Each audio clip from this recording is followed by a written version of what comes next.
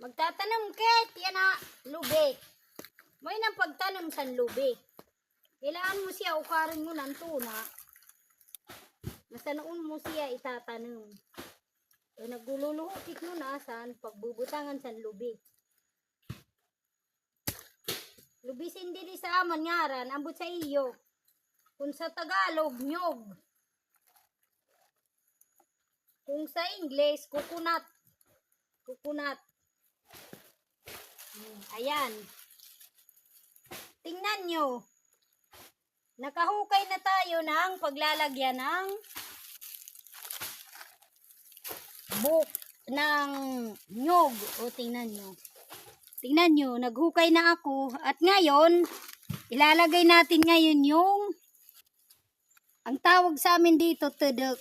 Aywan ko sa Tagalog. Hindi ko kasi kabisado kaya hindi ko alam ang tudok. At tingnan nyo, oh. Ilalapag na natin ngayon sa butas na ginawa natin. Ayan, ganyan lang kasimple ang pagtanim ng nyog. Oh, tatabunan na natin ha. Ayan na, tapos na tayo. Oh, tingnan mo. Diba, napakadali lang magtanim ng nyog.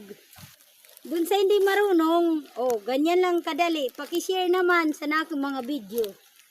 At paki-comment at paki-like. Malaking tulong po sa aking pamilya.